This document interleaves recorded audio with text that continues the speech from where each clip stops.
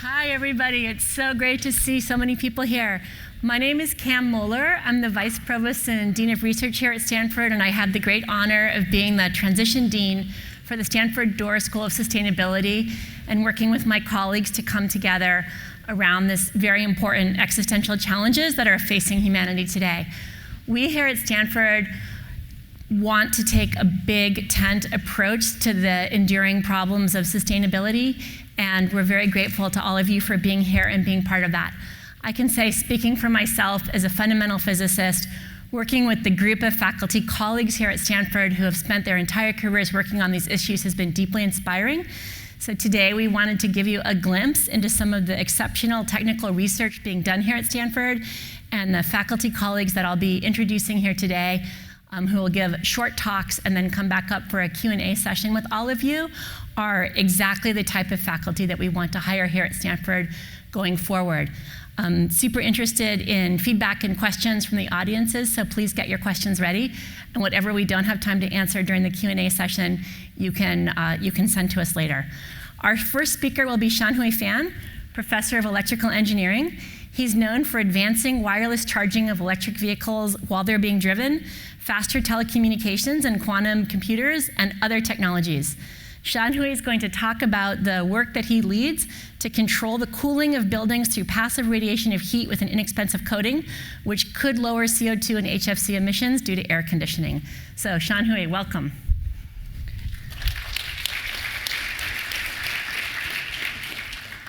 Well, thank you, Cam. Thank you for being here for this very exciting meeting. I'd like to briefly talk about some of our effort in what we call trying to harvest the coldness of the universe. So, as you know, the universe, the outer space, is extremely cold. And in these days, when we talk about global warming, having such a huge thermodynamic resource that is cold, of course, is quite important. So one of the interesting points is that we, in fact, have radiative access to the coldness of the universe. The black curve here is the transmission spectrum of an atmosphere.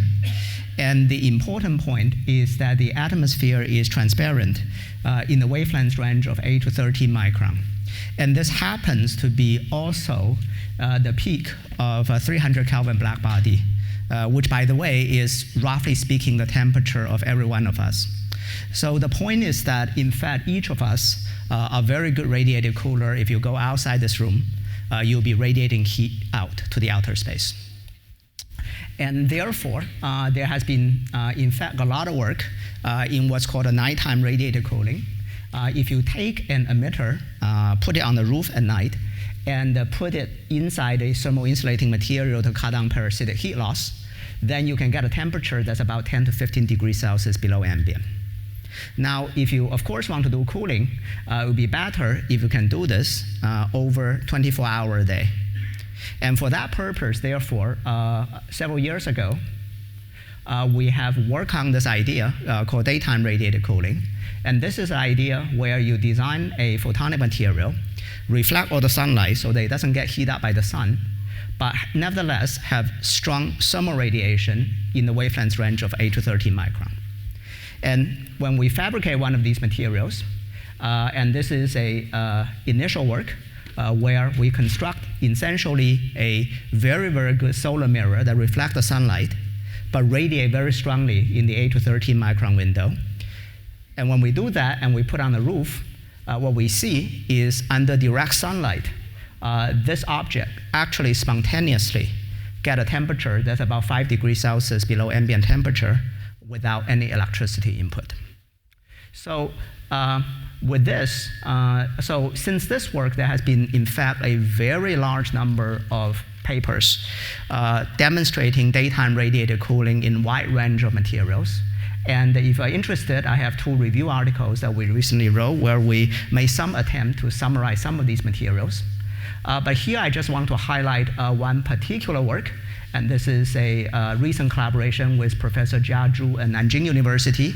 Jia is one of the many excellent students that Yi has produced over the years.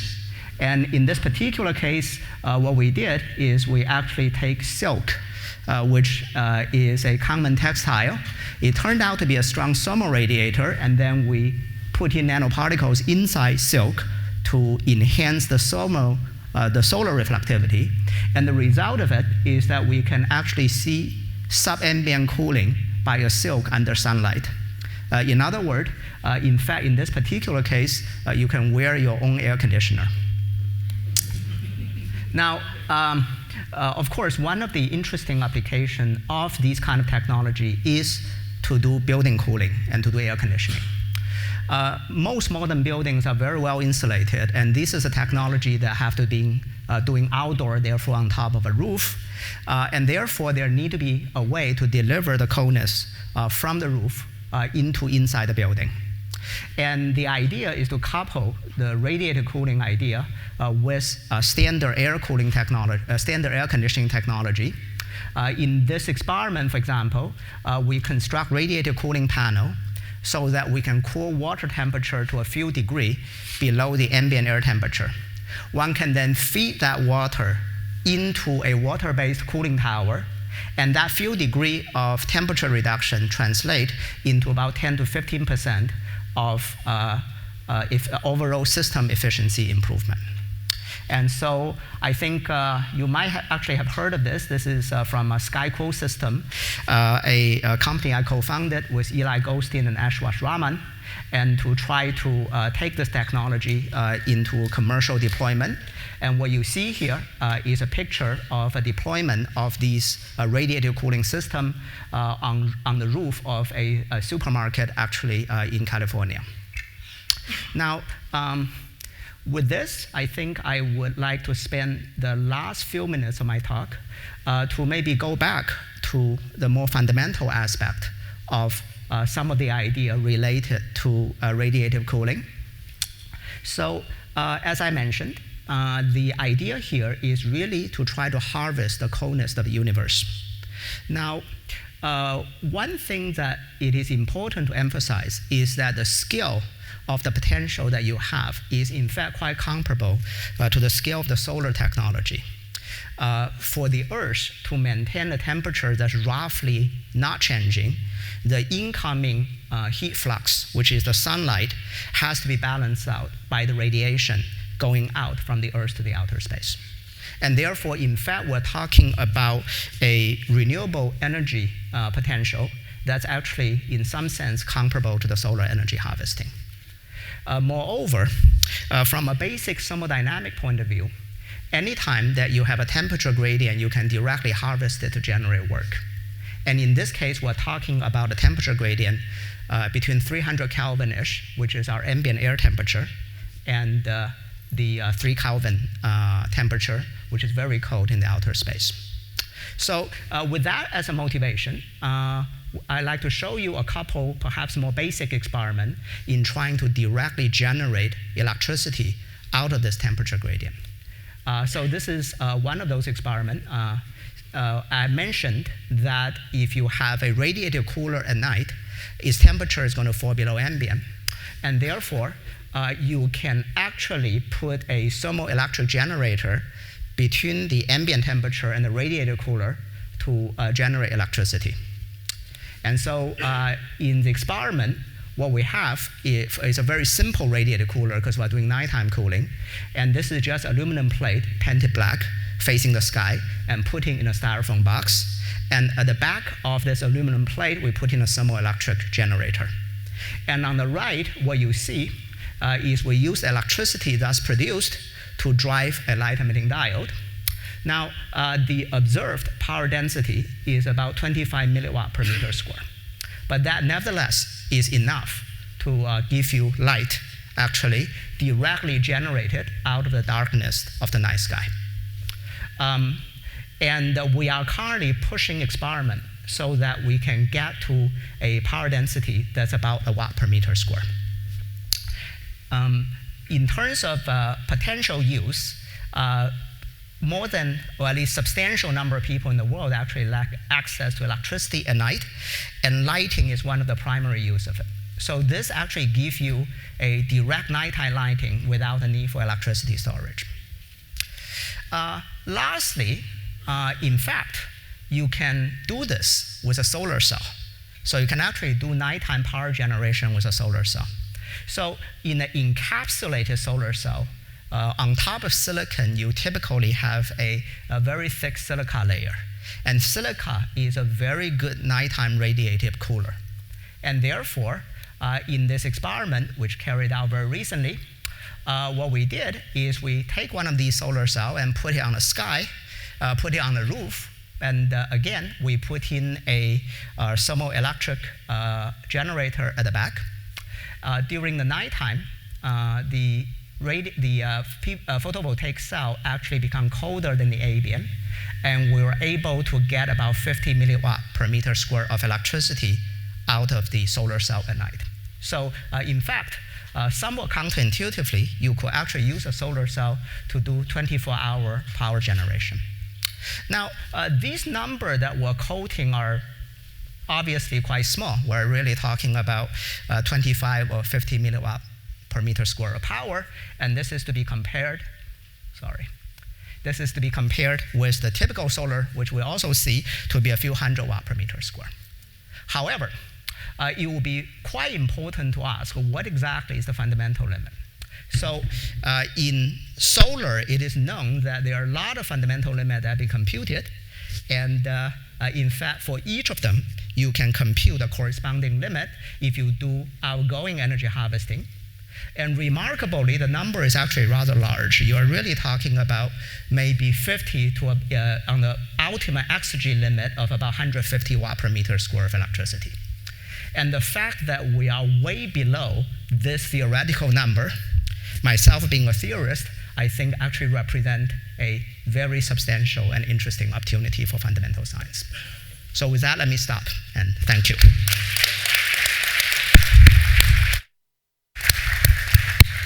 Thank you, Professor Fan. That was awesome. I already have about 5 questions specifically for you during the Q&A session. So the scarcity of potable water is one of the most rapidly intensifying environmental challenges in the world today, and obviously one that on a day-to-day basis has a huge impact on the quality of life of many people.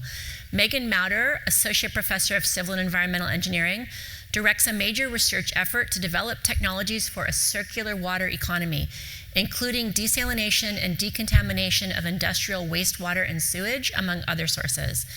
And today, I think Meagan's going to clarify for us what are the emerging opportunities for energy in the water sector. Professor Mauter, welcome. Thank you, Cam, and thank you for indulging someone coming to talk about water at an energy conference. I'm actually here today to share with you a little bit about how I think water and energy systems interact with one another. So we're all here today because we believe that mitigating the gigaton climate problem is going to require a 6D transformation in the energy industry. I'm here to tell you that adapting to a changing climate is also going to require a 6D transformation of the water sector. So we're going to do a lot more desalination of non-traditional source waters to augment supply. We're going to be in a system in which hybrid, decentralized, and centralized networks are going to start to work together.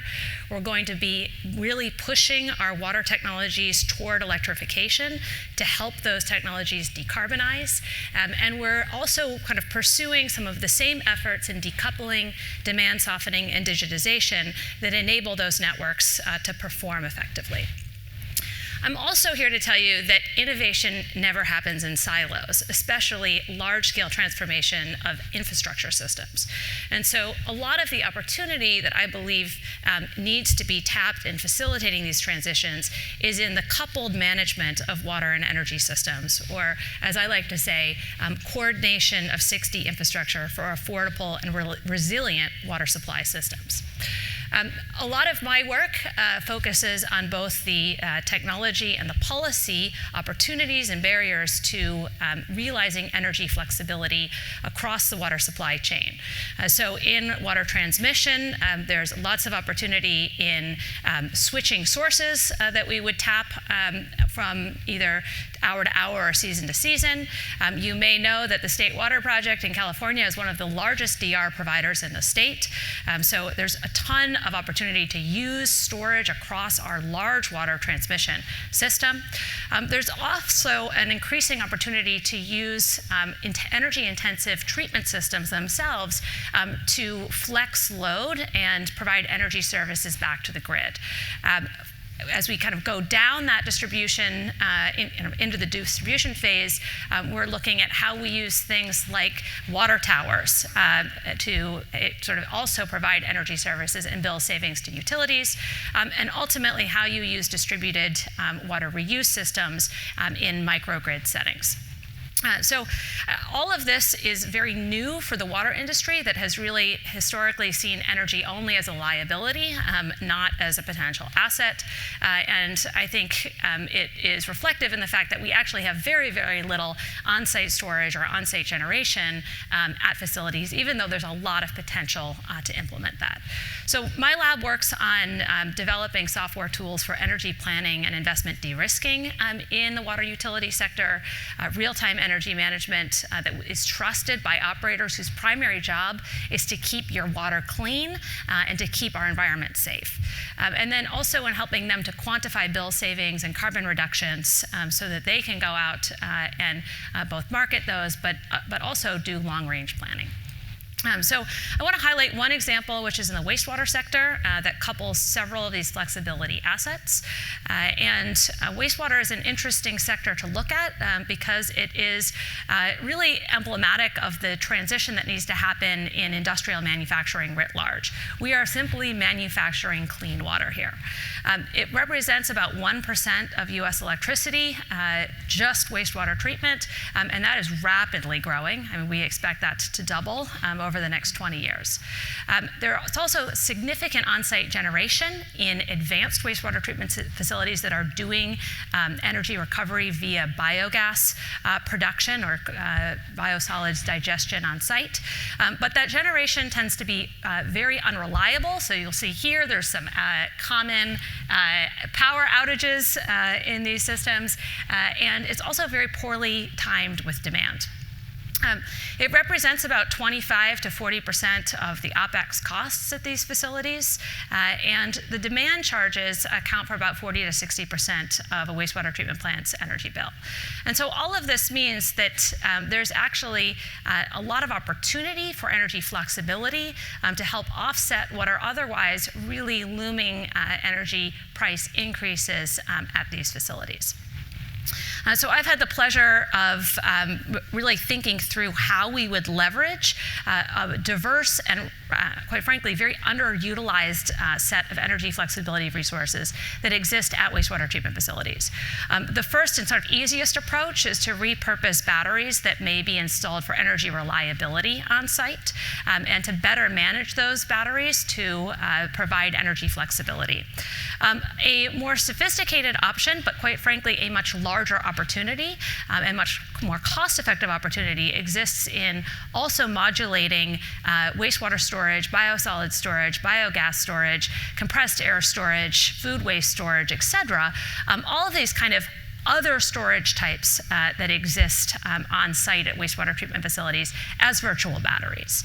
And so what we do is help to develop the tools to control and operate those in light of their kind of critical role within the treatment process itself.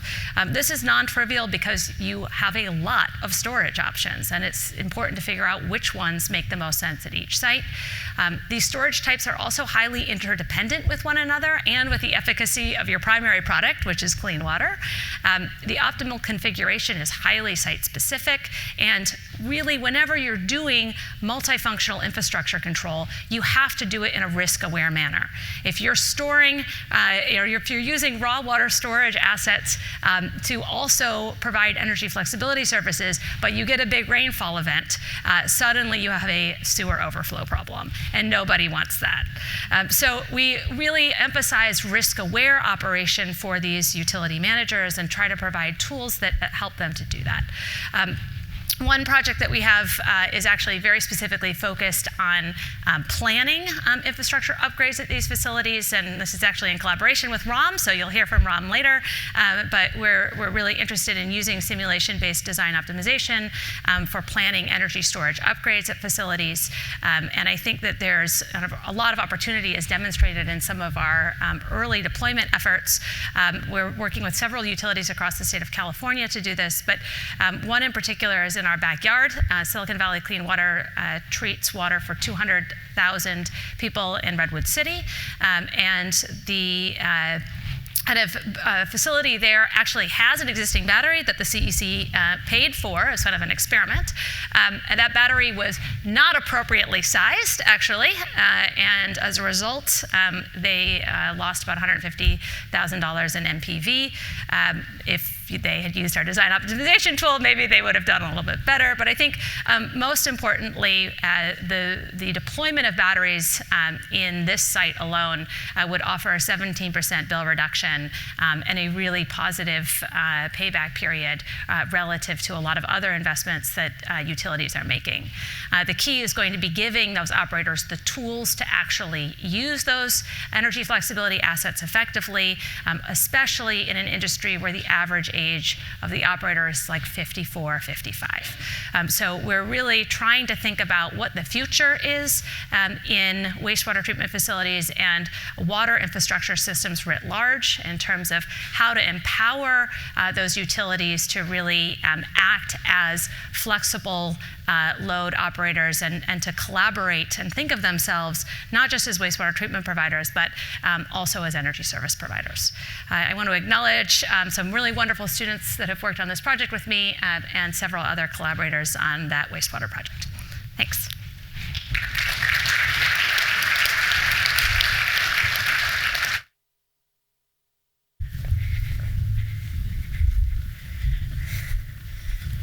Thank you so much. So we'll ask you later about where to invest in, where we can have investment opportunities for that. So next we have Dan Congreve, Assistant Professor of Electrical Engineering, who works on up-converting and down-converting photon energy for applications ranging all the way from simple night vision devices to drug synthesis and communication. And that breadth of application area is often the case for many foundational technologies that people work on. But today, Dan's going to describe the newest applications in his lab that regard more efficient solar cells and also more sustainable 3D printing. So welcome, Professor Congreve. Awesome. Well, thank you so much for that kind introduction and for the opportunity to speak at such an amazing event. I've had a great time thus far, and I'm looking forward to even more exciting things going forward. I'm really excited to tell you about some of the work we've been doing in my lab, focused on how we can change the color of light, literally changing the energy of photons to open up new opportunities in the energy space. And I would argue that the color of light is one of its most important properties. It can give us a warning of danger. It can provide guidance and safety. It can even inspire a sense of beauty or invoke a favorite memory. And from a technical perspective, the color of light is no less important, and we must consider it very carefully whenever we're looking at a light-based application. And to kind of drive this point home, I want to pick an example that's of particular relevance to everyone in this room, and that is to build a photovoltaic device. So if we're going to harvest the energy of the sun, you're going to get a wide range of photon energies falling on your device, from the UV to the visible to the infrared. And now as a solar cell designer, you have an important choice to make. You have to pick the band gap of that material. The band gap represents the energy above which you'll absorb all of those photons, and it also is proportional to the amount of energy you'll get out of your device. So you could, for example, choose a high bandgap solar cell. In this case, you're going to get a high output voltage. Great, that works really well. But you're not going to harvest very much of the energy. You're going to capture a small portion of that spectrum. Alternatively, you could pick a lower bandgap solar cell, and now you're going to harvest most of your solar spectrum, but you're going to output a pretty small voltage. And so clearly there's kind of this tug in both directions, this trade-off to be had when we design a solar cell. And you can, of course, do the math, do the optimization, and what you find is with this loss process and a couple of others, you arrive at a maximum solar efficiency of about 34% or so at a bandgap around 1.1 to 1.3 electron volts. But if you look at this system, you're leaving, and let me see if I can figure out the laser here. Oh, first try, nice. You're leaving a ton of photons completely unabsorbed. These are completely wasted, right? These are infrared photons that are not absorbed by your device and not generating electricity. And so what we're looking to do is, can we somehow change the energy of these photons so that they become more relevant to solar energy generation? And so to do this, we're going to use a process called upconversion. Now, in its most general sense, this is a process of taking two low-energy photons and somehow jamming their energy together to create one higher energy photon that you can use. And in the context of these solar energy devices, what this means is we can take these wasted photons that nobody's using, and that don't have enough energy to excite your solar cell, and combine them together to create higher energy photons that we can hand back to the solar cell. And if you can do this, and if you can do this well, this means that you can harvest 25% more solar spectrum. So we're talking about really substantial energy gains here if we can make this work. But of course, it's really easy for me to put a bunch of PowerPoint graphics together with arrows and pointing and stuff like that. It's much harder to get into the lab and actually build these systems. So I want to share with you some of our adventures in doing just that. So what we found in our lab is the best way to build these type of upconversion systems is a bilayer of two classes of material, shown here schematically. We have what's called a lead sulfide nanocrystal, so a tiny nanoscale piece of material that can absorb low energy infrared light here. Now this can hand that absorption off to an organic molecule in a low energy state. This organic molecule, these low energy states, can then meet and make a higher energy state and then emit a photon. I'm not going to worry too much about the fundamental physics in this talk, other than to say that it works pretty well. And so we're able to initially, fair enough, we're able to initially debut this about 4 or 5 years ago while I was still in graduate school. And you can see that here, this is shining an infrared, in this case 808 nanometer laser, and you can see this nice bright red emission. And we really took inspiration from this. And so as I began my independent career, we continued to work on this system, finding ways to make it more efficient, absorb more light, and more relevant for solar technology. And to just give you a couple of highlights of what we've been able to do over the last year or so here at Stanford, a recent device development is now giving us, by improving the device efficiency, or excuse me, improving the device structure, we're able to get about a 5 times improvement in efficiency. And then we're also able to use this for near-infrared divisible imaging. Oh, the video is so slow, that's kind of sad. There it goes. All right, which, strictly speaking, passive night vision is not within the energy space, but it is pretty fun, so I thought I would share it with you guys. And so we're able to use this technology. And so I think for this, we're starting to reach the point where we can ask really important questions about adding this to solar cells, right? Building not only an efficient photovoltaic device, but then putting an upconversion device on the back to absorb these infrared photons and hand them back to the device. And current work in our lab, as well as with our collaborators, are really focused on achieving higher efficiency, higher absorption, and now we're starting to really integrate these materials into a photovoltaic device. So this has been a lot of fun. But I want to highlight for you that, this is obviously a very important topic, but it's just one within the energy space, and one of many applications where the ability to change the color of light really represents a unique opportunity. And so with my last couple of minutes, I want to highlight another space where this could provide advantages. And this really came about as we were looking at different fields where people were using light to do really, really cool stuff. And across a pretty wide variety of fields, there's sort of a fundamental challenge that arises. And that is that the active materials actually tend to get in the way of getting the light where it needs to be. And I think sort of the canonical example of this is tissue, right? If you're trying to do some type of interaction inside tissue, whether it's imaging, optogenetics, or even doing a chemical reaction to make a drug at a tumor site, it's very difficult to get that light where it needs to be. Our skin is not transparent. You can't get that light in there easily. It's scattered or absorbed before it gets where it can be. But another place where this type of challenge arises is in 3D printing. And so I want you all to just take a minute and just throw out everything you know about 3D printing for just 1 minute, I promise.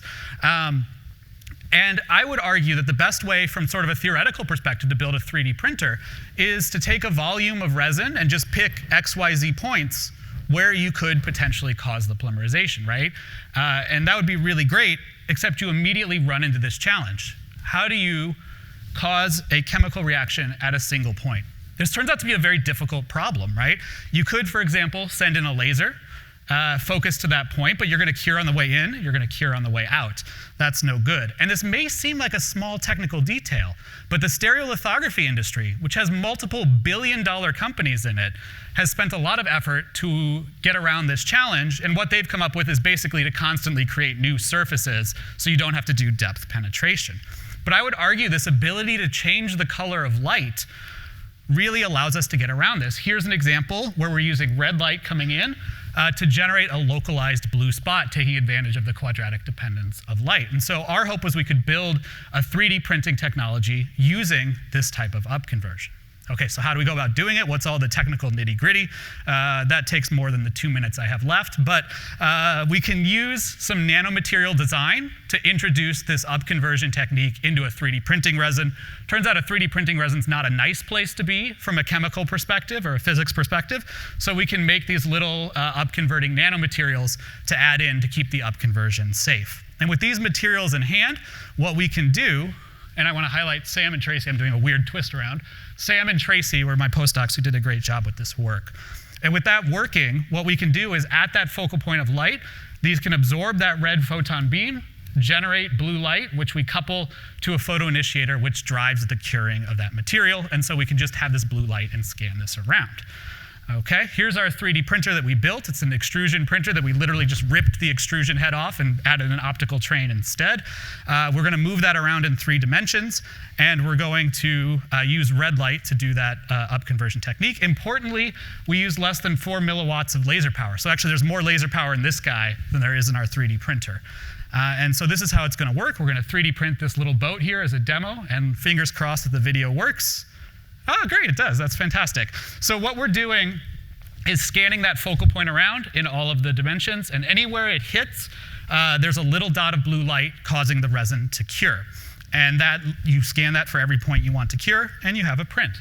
And this is what it looks like when it's done. It's a little tough to see, but you can fish it out and wash it, and you get these cute little boats, which aren't perfect, but they're pretty good, and so we're excited about them. You can also use parallel excitation to print much more detailed areas much faster. Here's an example in that initial work where we printed something with resolution on the order of 50 microns, but we've been working really hard now to drive that number down, and I'm happy to show, for example, here's a Stanford logo about the width of a human hair. And we're really excited to take this technology now and apply it to the energy space. We have some wonderful funding from Precourt to look at building a circular 3D printing economy. We're looking at using these to build microstructures to reduce drag for ships as they move through the water, and all sorts of fun stuff like that. So to wrap up, I think our ability to change the color of light, to literally change the photon energy, gives us a lot of really fun opportunities. Highlight the people who did all the work. And I want to take some time to thank all of you for your attention. I know this is a really short run through some really complex technology, and so please feel free to reach out to me, congreve@stanford.edu. I would be happy to meet for coffee and tell you more about it. So thank you so much.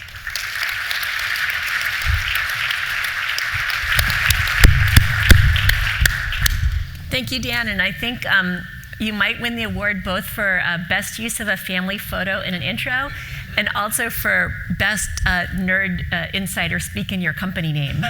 For the quadratic 3D, that is really getting to the technology right there in the name. Let's see, Meagan promised you that we'd hear from her collaborator, Rajagopal. Ram is Associate Professor of Civil and Environmental Engineering and co-director of the Bits and Watts Initiative. Ram is known for his work on technologies and policies to enable the smart grid on the consumer end of the grid, as well as the use of AI to map deployment of distributed energy assets at a very granular level. And his work is one of the pieces of work that I found most exciting about when I first started to learn about what everybody's doing in this space. Honestly, you really inspire me. So today, Ram's going to explore pathways for getting to 100% carbon-free, and he'll tell us whether he means net zero or second-to-second zero. 100% carbon-free electrified bus fleets, and I hope he'll also have just a moment to say what else you can do with bus fleets for humanity with smart algorithms. Professor Rajagopal. Thank you, Kathryn. Okay, so I want to take you through the journey of trying to decarbonize the Stanford bus fleet. So let's try that. Okay, so in 2013, Stanford had a diesel bus system that did about 1.1 million miles per year and consumed 2,800 tons of CO2 per year. And then we started buying electric buses, and by 2020, our fleet was 38 electric buses. We still kept a small number of diesel buses just in case you don't have electricity or the electric buses don't work very well. Now the question is, okay, we have all these electric buses and we are doing it because we want to decarbonize our transportation. What is the carbon intensity of charging? Well, this year, our campus announced that we are 100% renewable. And if you look at the mix of that, we have 5 megawatts of on-campus solar, and then we own 117 megawatts of off-campus solar. So if we are 100% renewable, we can meet 100% of our demand with this solar energy. The question is, are we carbon-free for our charging? So let's take a look at that. Let's take a particular day in a year, and here's real data from March 6th, I think 2018. And this is the fleet charging pattern. And you can see there's some charging overnight, there's some charging during the day. In this yard where we have these buses charging, we also have a solar installation. This is the power that the solar produced. Whatever is under that green curve is carbon-free. It's 100% carbon-free. Whatever is outside is subject to the carbon intensity of the grid. What was that intensity? So Kaizo here produces those numbers for us, and let's just overlay that.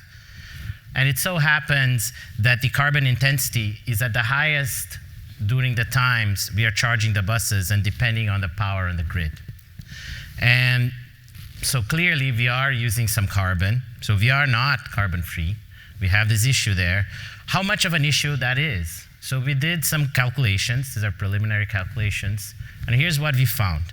When we are charging from the grid only, the average emissions intensities of the Stanford buses range between 3.75 and 5.17 kilograms CO2 equivalents per mile if we are only using grid power. If we can account for the solar that's being produced locally, which right now is contracted out to a solar aggregator, then we can reduce that to 3.13 to 4.31 kilograms CO2 equivalent per mile. And part of that range is because there's a lot of issues in getting the data from the buses and the emissions from the grid and kind of calculating and so on. The diesel fleet that we had a 2.54 kilograms CO2 equivalents per mile. So clearly we are doing worse than what we had before. So the question is, can we get to 24/7 carbon-free at 0 kilograms CO2 emissions per mile? And how do we do that? So we started this program and with the goal of creating a solution to enable Stanford to do that. And we basically build a platform that integrates hardware, software, and algorithms. And if you're thinking about what is the hardware, maybe you can use storage, you can use smart chargers, you can use things in the bus to kind of achieve this goal. We are deploying this right now on the campus as a living lab to basically foster hands-on research in carbon-free systems. We saw, for example, Meagan was showing an example of a system that still uses carbon and can potentially transition to that, so we will have to experiment with that, for example. And one of the things that we are also doing in parallel with these efforts, we are involved in the process of creating a new standard for what does it mean 24/7 carbon-free electric transportation, which is an issue that's cropping up everywhere. Most companies here in the Bay Area are adopting electric buses with the goal of becoming carbon-free in 10 years or so. And so our goal with this solution is to take it from the campus to the community and more broadly, and it's being kindly supported by the School of Sustainability Accelerator program. So what is our solution? I just wanted to show it quickly. What do we do? The first step is we kind of predict the grid emissions factors ahead of time so that we can basically schedule and do your optimization of when you're going to charge. We then collect data from the grid as well as all the resources in the energy system and the buses to optimize the assignments of buses to routes as well as when they should charge. So right now that's done in a way that you used to do for the diesel buses, but maybe that's not the right way to do it here. So when you do that, you can move already to about 70% carbon free without adding anything to the system.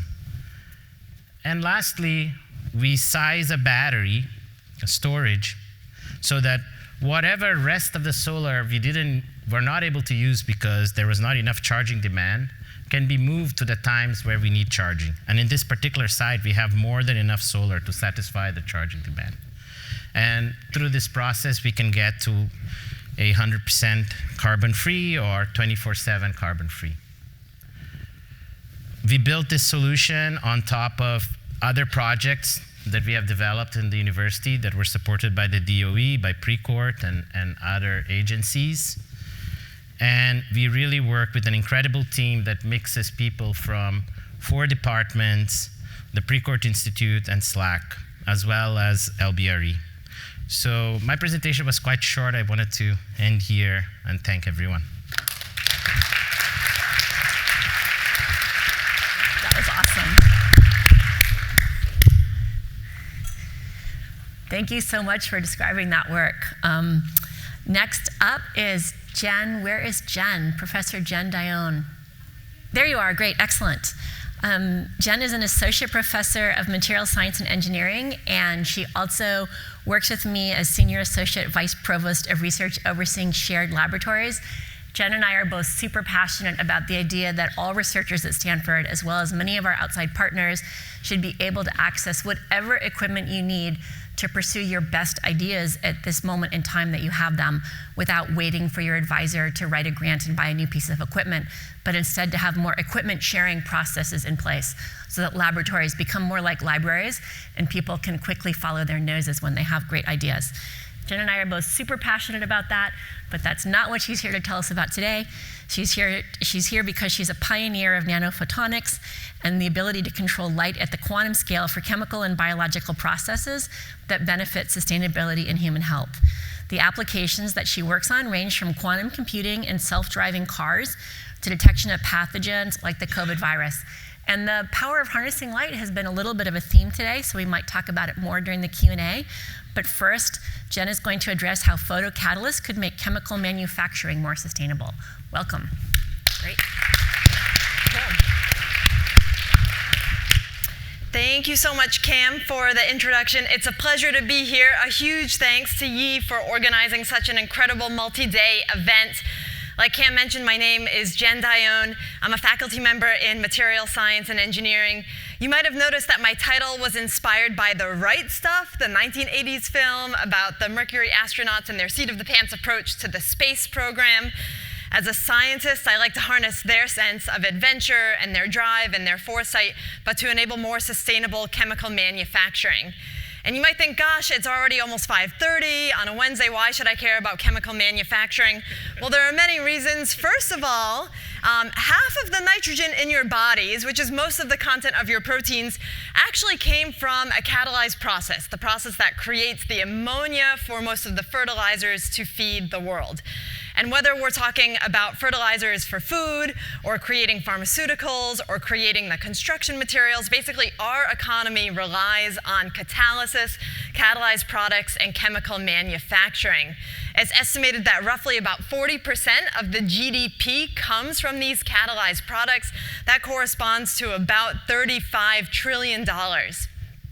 Unfortunately, most of the products that we're creating with catalysis are generated by turning that catalyst up to extremely high temperatures, basically using fossil fuels. So these catalyzed products are associated with significant greenhouse gas emissions.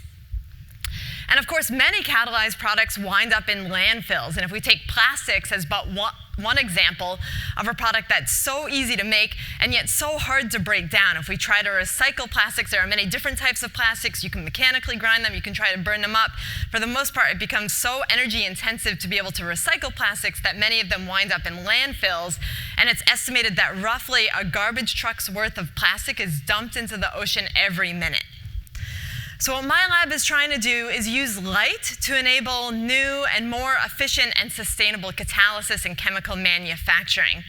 And it's not only because light is a sustainable resource that we can use from sunlight, but it's because by illuminating our catalysts, whether they're thermal catalysis or electrocatalysis-driven processes, it basically brings catalysis into the excited state. We're no longer in thermal equilibrium.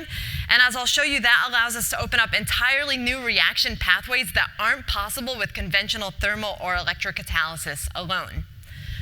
So depending upon which camp you're in, I know some people love biomaterials and the bioeconomy for catalysis. Some people like inorganic nanoparticles. Regardless of what you're thinking about as your catalyst, they all are going to rely on metals, whether those are metal clusters in biomaterials or pathogen or bacteria, or if those are inorganic metal nanoparticles created in the lab. And here's just an example that I think is fun. We all know gold is a noble metal. It's non-reactive. Maybe you have jewelry where the gold is just maintained its shininess for ages. Gold is so noble that it normally doesn't want to react with anything. And yet, if you shrink its size down to just a few atoms or a few tens of atoms, in this case below 5 nanometers, you can see that the catalytic activity, in this case for CO2 reduction, actually increases exponentially. So the smaller the nanoparticle, generally the more reactive it's going to be for the chemical process that you want to enable. So why don't we just make our nanoparticles as small as possible and then get the best chemical activity? Well, it turns out that the structure matters a lot, the facet of your nanoparticle matters a lot, and the composition matters a lot. So there's this huge phase space in terms of how you want to design your catalyst for what is the material, what is the shape, what is the composition, and what is the crystallinity. And yet most catalysts, regardless of their size, their shape, their faceting, their composition, face a trade-off between how active they are, in other words, how much reaction is going from reactant to products, and how much selectivity you're getting in terms of the product you wind up with. So generally, catalysts are going to enable a faster reaction from your reactants to your products, but you don't get product selectivity. You basically get a whole smorgasbord of products, and there's only one that actually really matters for your chemical manufacturing. And just as one example, here is acetylene hydrogenation to create ethylene. Ethylene, of course, is the precursor to polyethylene, a plastic that probably many of us have in our plastic or in our homes or perhaps even in our briefcases. And if you look at the catalysts, the palladium-based catalysts that are used to hydrogenate acetylene to create ethylene, you can see that if you want the selectivity to go up to create ethylene, the conversion efficiency goes way down. And what happens is basically the selectivity for ethylene, basically you wind up fully hydrogenating your product and getting ethane, which actually is a poison for your plastics formation and for your catalyst. So the question is, how can we have both high yield catalysis and very selective catalysis? And I'll give you the example of ethylene hydrogenation to create, or acetylene hydrogenation to create ethylene, but we can also do the reverse and basically use this now to upcycle plastics and basically use light to drive more selective plastics upcycling and create a very monodispersed distribution of monomers, so that way we can not only create our plastics selectively, but bring them back to plastics. And how we do that is with illumination. And you might wonder, okay, how is it that illumination is going to drive product selectivity? Well, for the most part, when we're dealing with chemical manufacturing, we're controlling external parameters like the pressure, the temperature, and the electrical and optical potentials that are much larger than the size scale of the catalyst itself. The fun thing about designing metal nanoparticles in such a way where they're absorbing light, in such a way where they have conductive or basically collective oscillations of the conduction electrons, is that we can excite plasmons. So plasmons are these collective oscillations of electrons. And the neat thing about plasmons is we can tune precisely where this collective oscillation is occurring in terms of the frequency space. We can also tune where these plasmon excitations are occurring in terms of their spatial location. So what we can do is come in with sunlight or solar-driven LEDs and be able to drive optical catalysis or photocatalysis at locations where either we want to increase the catalytic activity or in places where most catalysts might not have catalytic activity. For example, for the most part, reactions are occurring basically at the tips of nanoparticles. We can excite plasmons, and in other words, electrons that have very specific energies to break particular bonds or form particular bonds on places where conventional catalysts wouldn't have any activity. So now we're making more of the surface area of the catalyst actually active. So if we think about the processes involved in light-driven catalysis or photocatalysis to enable both high yield and product selective reactions, they span the smallest of length and time scales to the reactor scale. And this is where Cam's and my passion for shared facilities comes in, because a lot of the work to be able to optimize these photocatalysts would not be possible unless we had state-of-the-art electron microscopes or the facilities at SLAC to be able to probe these ultra-fast and ultra-small reactions. So like I mentioned, when we're coming in with light, we're driving the system out of equilibrium, we're getting excited electrons. We tune those electrons to have particular energies that can inject into bonds that we selectively want to break or form, so that way we can get both high yield and selective reactions. And then from the smallest of length scales and fastest of time scales all the way up to the reactor scale, we're able to atomically engineer catalysts. Here's just one example of a shared tool that we use in the Stanford Nano Shared Facilities. It's an environmental transmission electron microscope. You may have heard quite a bit of electron microscopy, especially during the pandemic, when you want to know what is the particular structure of the spike protein on COVID, for example. This TEM is especially exciting because it operates at a range of temperatures and in a range of reactive gaseous and liquid environments, so that we can actually probe catalytic reactions as they're occurring with near atomic scale resolution. And what we can do is create nanoparticles in our lab. In this case, these are bimetallic nanoparticles where we have silver and gold serving as a strong light absorber to be able to control those collective electron oscillations. And then we have palladium, in this case, one of the industry standard catalysts used for the acetylene hydrogenation reaction.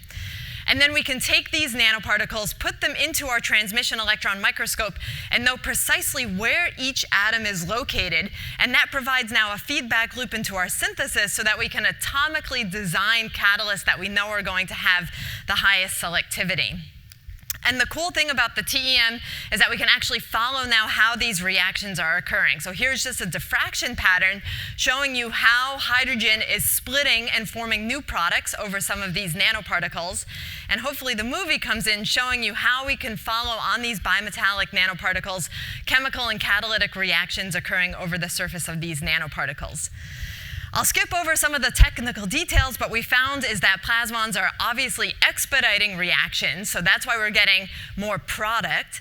They're also activating non-active sites. Like I said, we can use plasmons to illuminate the nanoparticle and basically excite bond breaking and formation in places where most catalysts aren't going to be possible. And then plasmons are also changing the reaction mechanism. So I'll leave you with this movie where in the dark you can see basically the hydrogen, shown here is basically the dark line moving across the nanoparticle, is splitting pretty slowly, and then it's going to basically exit over both other sides of the nanoparticle. Whereas here in the light, you can see the reaction occurs much more quickly and has actually a different process, a different mechanism involved. So what plasmons are doing are opening up new potential energy surfaces for catalysis, enabling product selectivity with high yield. And in the final two slides, I just want to share with you how we can take insights from the atomic scale and now link them to reactor scale performance. So I mentioned that in thermal catalysis, we're usually not able to get both high conversion efficiency and high selectivity. And you can see that now on the left-hand side of this plot, where basically as your conversion goes up, the selectivity drops down. Whereas with photocatalysis, and by selectively exciting these plasmons and atomically engineered catalysts, what we can do is get both high conversion and high selectivity, in this case over 80%. And we're excited to use this not only for acetylene hydrogenation, right now we're doing it for carbon dioxide reduction, and also for steel manufacturing, where I'm excited to work with some of my colleagues to take these photoreactors plus our catalysts and basically put them on the backside of a steel furnace, so that way we can take the emitted CO2 and now convert it back into CO needed for the iron ore reduction. And just to put some numbers on this, steel manufacturing comprises about 8% of the global CO2 emissions. So with that, I'll summarize that I think plasmons offer the light stuff for catalysis. I'm really excited, no pun intended, about how light can open up new reaction pathways. And this is work that wouldn't have been possible without institutes like the Precor and incredible shared facilities at Stanford to link atomic scale properties to the reactor scale. Thanks so much for your attention. Stay up here. Y'all come up. Thanks, Jen. That was awesome.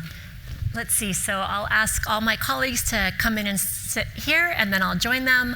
I just want to remind everybody that you have a mobile app that you can submit your questions on, and we will take questions up here as you bring them, as you send the questions in. Very nice talk. Excellent.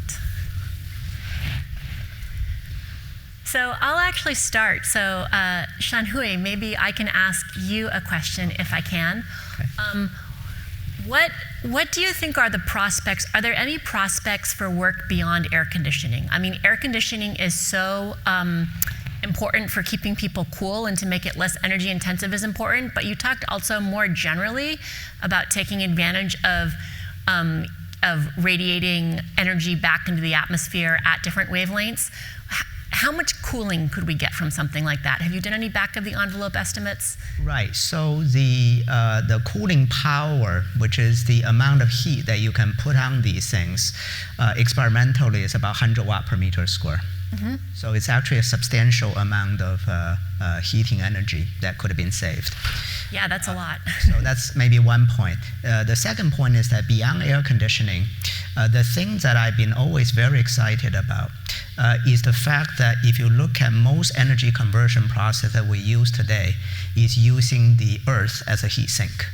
Mm-hmm. And basic thermodynamics would have argued that lower the heat sink temperature is almost as important as improving the heat source temperature. Right. So that's a very unusual opportunity, and we are starting to work along that direction as well. Yeah, that's great. That's actually also a great qualifying exam for physics PhD students, I would say. So the first question from y'all is for Professor Dionne. Can plasmonics adjust absorption, desorption, rather than just reaction?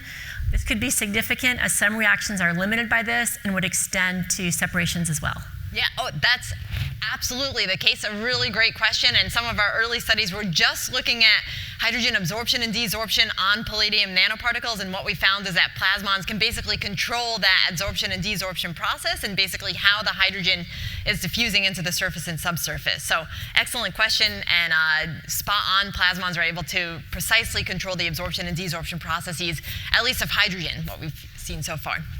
Yeah, thanks. So Dan, the next one's for you. The ability to control and focus the light to catalyze chemical reactions seems very powerful, which I completely concur with. What is your vision for the future and how this could be applied? Assuming you could do everything you wanted to, what would be really the most exciting application that you'd want to see? Oh gosh, that's a powerful clause, that we can do everything we want to. Yes. I think there's a huge variety of applications here that are really, really exciting. I think there's natural extensions of this technology to building all sorts of, especially nanostructured materials, photonic structures, as we talked about with a variety of these materials. But I think also exciting is the ability to get it very localized in things like biological systems. To localize a reaction where you want it to be is something that we have limited control over sometimes, and the ability to add this ability to a system is a very powerful thing. So to me, those are kind of some of the very exciting avenues, not only in terms of fabrication and lithography, but in terms of biological systems as well. Great, thanks. Dr. Pham, the next question is also a good one for a physics PhD qualifying exam, by the way. The website for SkyCool Systems makes the claim, quote, SkyCool's panels save 2 to 3 times as much energy as solar panel generates, given the same area. Explain to us again how this is possible. The radiative cooling process is a 24-hour process. So I think this is where solar processes only occur during perhaps 6 or 7 hours of the day. So that alone is a very substantial factor already. Great, thank you. And I don't know, are there more details on the website of how people can walk through that calculation or not really? I'm not sure there's more detail on the website, but yeah. You could estimate the papers, it from probably. there. Great. Next one's for Professor Meagan Mauter. How scalable, and I know that you mentioned the importance of working individually with individual water plants, but overall, how scalable is the modeling of wastewater plants given the wide variation in how these plants operate?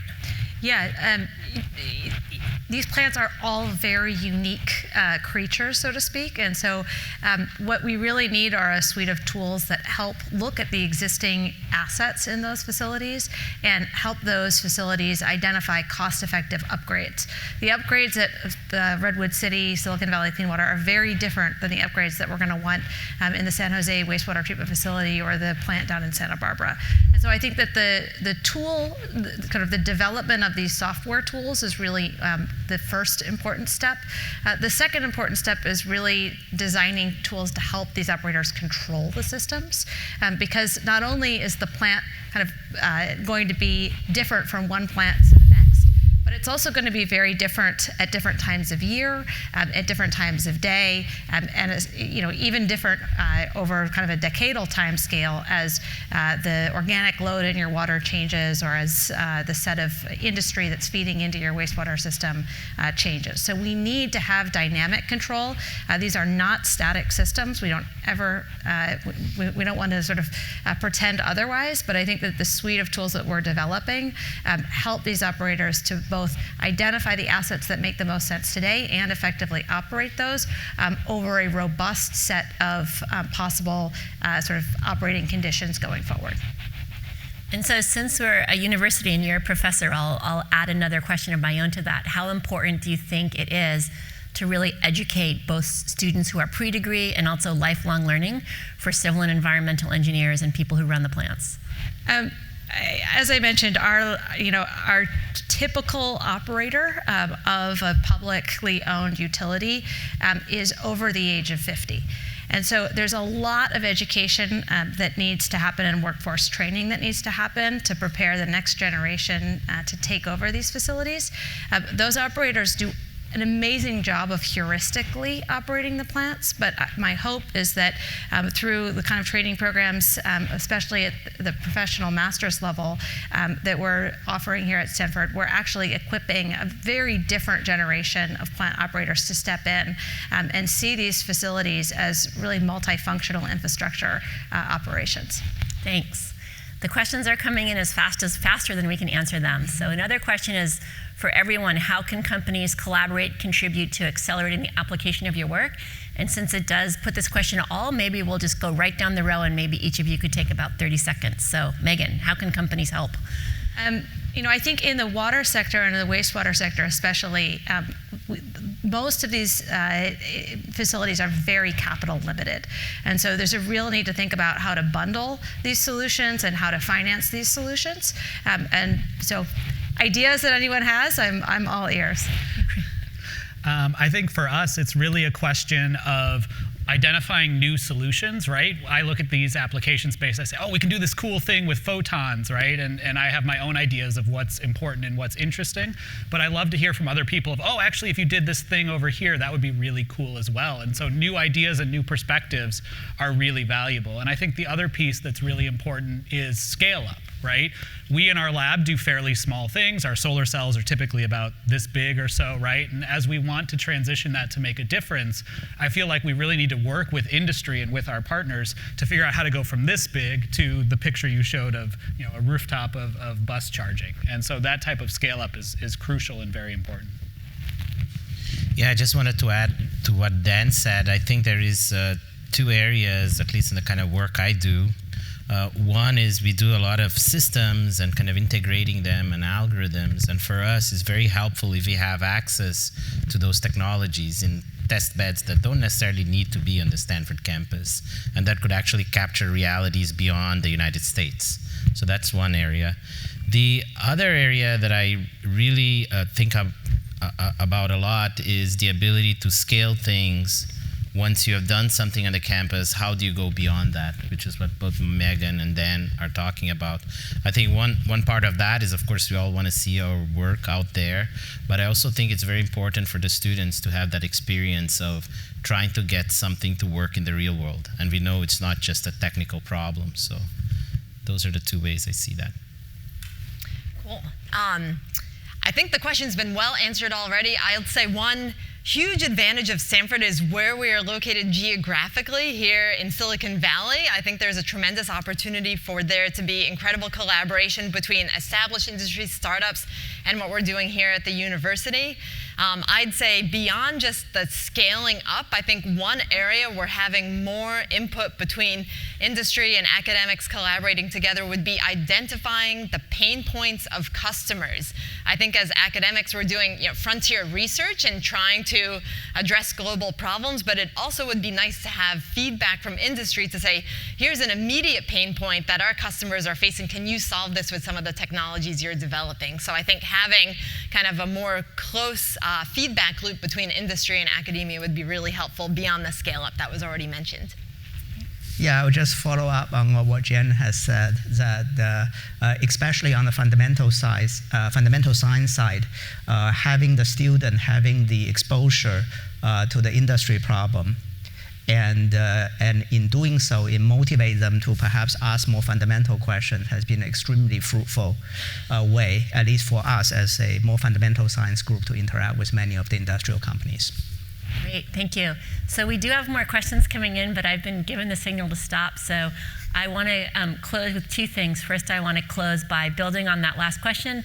I want to close by thanking everyone who is part of a company that is working with Stanford or considering working with Stanford, also a nonprofit.